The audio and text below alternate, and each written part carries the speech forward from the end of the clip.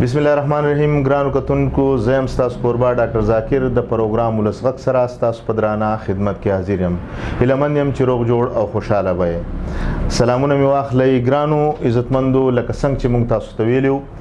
چې زموږ پروګرام ولسغک د دې ولس پروګرام دی او دې ته به موږ هغه خلک راولو چې هغه د دې قام او د دې ولس دپاره لګیا دي او محنت کوي او د هغوی خبرې چې دي هغه زموږ دپاره ډېرې د پیدې دي او هغه به موږ ټول راولو چې هغه زموږ د قام ته، زموږ د ولس ته هغه درنې خبرې وکړي،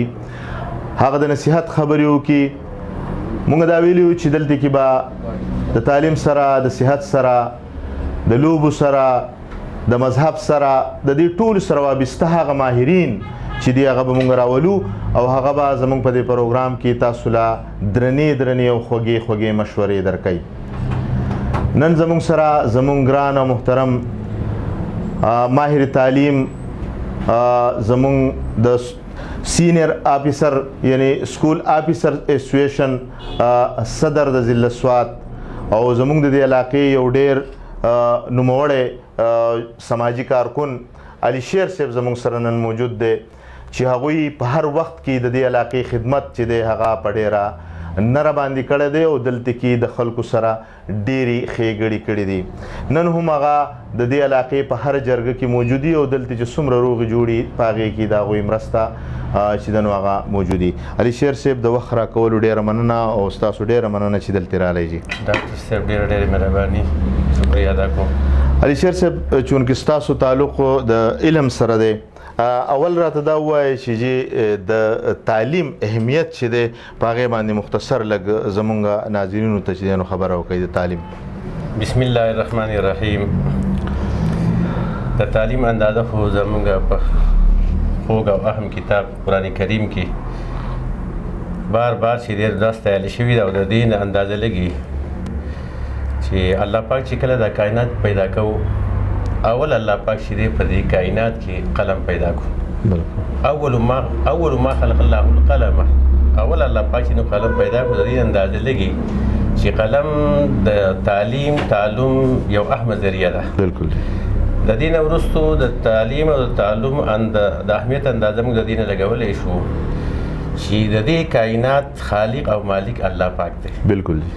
الله پاک چې دی په خپله باندې وایي چې علم آدم الاسماء كلها. الله پاک ځان ته نسبت وکړو د معلم یعنی د استاد او شاګرد نسبت یې وکړو حضرت آدم علیه السلام ته. علم آدم الاسماء كلها. الله پاک آدم علیه السلام ته چې دی نو دا هر څه وښول. څه یې ورته وښول؟ علم الاسماء والخواص. څه چې نوي ایجادات چې په دنیا کې کېږي نو هغه الله پاک د آدم علیه السلام په خوی کې، د هغه په سریش کې، د هغه په خټ کې الله پاک چې دی نو واچول. لکه مثال دا شو چې د یو باغبان د ام بوټی د ام هډوکی نه حل کړي او د ام په هډوکي کې پوره د ام ونه چې هغه پرته وي. بالکل. دغه شانتې الوچۍ شوي، خوبانۍ شوي، څومره میوې شوي، څومره چې مخې ته راځي نو هغه چې دی یو بوزغلی، یو کر، یو هډوکی په هغه کې څه زمانه پس په زرګونو چې دې سیدونه مخې ته راشي. دغه شانتې د آدم علیه السلام څونه ایجادات چې تا قیام قیامت چې هغه مخې ته راځي، څونه علوم چې دي نو الله پاک د آدم علیه السلام په سریشه په خوی کې. د دې نه علاوه قرآن کریم ځای په ځای په هغې باندې چې دی نو ګواه دی. اولنی وحي چې دا اقرأ باسم ربک الذي خلق. اولا رسول الله صلی الله علیه وسلم ته وایي چې اولوله دوه پیرې دغه ځای کې اقرأ چې نو دا او بیا د سوی اقرأ وربک الاکرم الذي علم بالقلم. علم بالقلم په ذریعه باندې چې دی نو علم وښود. دوه پیرې اولنی وحي په غار حرا کې چې دی نو هغه هم د اقرأ نه او ځای په ځای باندې چې دی نو قرآن کریم وایي چې هل یستوي الاعمى والبصیر. یعنی کم چې عالم دی، کم چې تعلیم یافته دی، پوهه دی، هغه ته بنا ویلی دی، او کم چې جاهل دی، کم چې انپړه دی، کم چې ناپوهه دی، هغه ته اړون ویلی دی. کله قرآن کریم وایي چې هل یستوي الذین یعلمون والذین لا یعلمون. هغه کسان چې هغه پوهېږي او هغه کسان چې هغه نه پوهېږي، جاهلان دي، آیا دا برابر دي؟ دا چیرې برابر نه دي. نو قرآن کریم او احادیث نبی صلی الله علیه وسلم بلکې رسول الله صلی الله علیه وسلم یو مثال دی چې موږ د هغه د پرموداتو نه راواخلو چې طلب العلم فریضة علی کل مسلم و مسلمة. علم حاصلول چې ته به د خپل د 24 غنټې ژوند تیر کې دا په هر نارینه او زنانه باندې دغه لپاره دا لازمي دی. لا خیر فی من کان عالم ولا متعلم. هغه سړی د خیر توقع کېدی نشي چې هغه نه عالم او نه متعلم یا به بل ته څه یا به د بل نه زده کوي. او دا لاسته کوي یو اهم خبره چې دین ستاسو مخې ته چې نو راولم چې واحد زموږ دین دی، زموږ قرآن کریم دی چې موږ د انسانانو د علم چې قایل نه یو، بلکې د سپو د تعلیم موږ ته هو چې دا وینا شوې چې کوم هغه تاسو خپل سپي تعلیم یافته کوي او دغه سپي چې تو په کخکار پسې دین زغلې بیا هغه باندې بسم الله وایا او دغه چې کوم کار تعالی راو د ستاده پارتینو حلال. یعنی د سپو د تعلیم زموږ اسلام دونه انکریج کوي چې سپو له هم چې تعلیم تاسو ورکړي او سپي تعلیم یافته شو نو دغه سپي چې دغه جوړه دا بیا ستاده پارتینو حلال. علي شیر صاحب یو راته دا وایي چې موجوده تعلیمي نظام چې دی په دې کې لکه مونږ چې وایو چې د دې د خوالي لپاره څه اقدامات پکار دي حکومت لا چې دا زموږ تعلیمي نظام کې چې کمی دي کمی خامي دي چې دا ختم شي یو داسې خب تعلیم چې لکه څنګه چې د حکومت خپل هم یو ناره و چې یکسان نظام تعلیم براولو دا کو خو په ځینې معاملاتو کې لکه چې دینو پای کې حکومت یا کامیاب شوی دی یا ناکام شوی دی چونکې تاسو په غزې ناست دی تاسو ته خپته لګي او تاسو د استاد چې د نظر چې دینو هغه ډېر وسیع نو په دغه حواله چیرې که تاسو یو داسې مشوره حکومت ته چیرې دا اقدامات پکار دي نو نور به بهتري راشي په تعلیم کې. د تعلیم د ودې په حواله سره یقینا چې هر حکومت چې راغلی دی او هغوی دې ته چې پام کړی دی توجه ورکړې ده کالجونه رخ کړي دي یونیورسيټانې رخ کړي دي او د خپل هر یو کس پکې خپل حصہ چولې. بالکل جی بالکل. موجوده حکومت دی چې ډېر زیات ډېر په یو زبردست سوچ او زبردست ناره باندې چې راغلی او زمونږ پرایم منسټر صاحب چې دا خبره کوله دا په موږ باندې ډېر زیات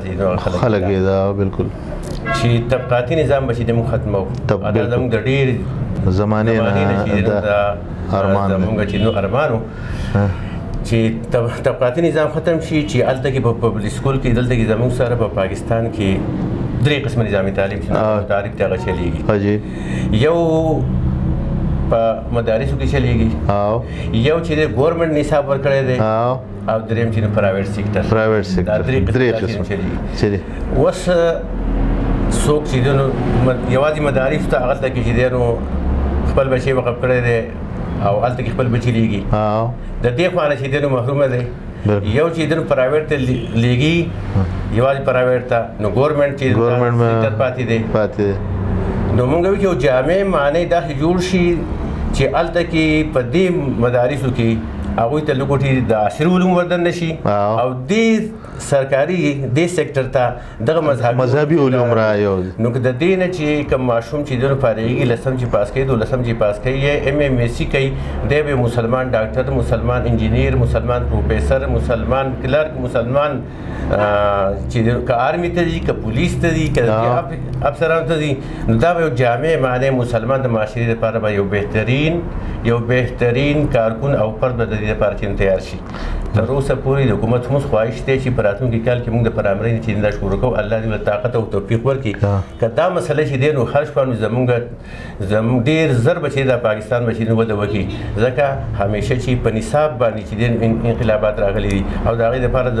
زموږ سره ډېر شی چې دی مثالونه هغه شته. مشرقي پاکستان چې دی زموږ نه جدا شو د هغې غټه وجه څه وه د هغې چې دی هغه نصابي تعلیم و استادان چې هغو خپل دا بچي تیار کړي دا ستاسو سره زیاتې کېږي ستاسو سره ظلم کېږي او ستاسو ته خپل حق نه میلاویږي هغې تیار کړل او زموږ نه چې دی ډېر زر 47 ته وګوره او 71 کې زموږ چې دی زموږ یو لاس مات شو زموږ بالکل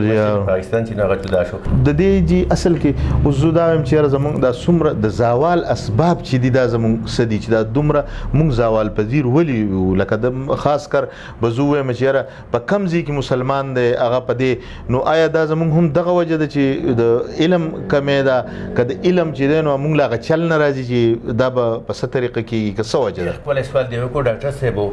چې نن مسلمان چې دی نو زوال پذیر ولې دی او په ټوله دنیا کې د مسلمان چې دی نو ولې ټکولی کېږي د مسلمانانو سره افرادي قوت د مسلمانانو سره څونه دی بالکل. یعنی د امور د ترقۍ دپاره چې نو افرادي قوت پکاري نو ګوره په سره پاسه په اووه اربه انسانانو کې سره پاسه 2 اربه چې دی نو دا مسلمانان دي بالکل افرادي قوت ورسره شته دا اسلامي ممالک چې دي د 60 خواوشته 57 نه زیات اسلامي ممالک دي په دې 200 ملکونو کې نو دا په خط استوا باندې دي په خط استوا باندې چې کوم ملکونه آبادي په دې باندې ګرمي او یخني یو شان راځي لکه اوس د پاکستان مثال چې موږ وایو دا څلور موسمونه په دې کې راځي او هر قسمه فصلونه دا په دې باندې کېږي دریم چې دی په ټوله دنیا کې 10 ملکونه چې دي هغه تیل پیدا کوي لوی ذریعہ هغه چې دی د ترقۍ هغه تیل دي نو په دې په ټول دنیا کې چې د 10 ملکونه تیل پیدا کوي په دې کې د وینزویلا نه علاوه دا 9 ملکونه چې د مسلمانانو نو افرادي قوت شته زرخیز ځمکه شته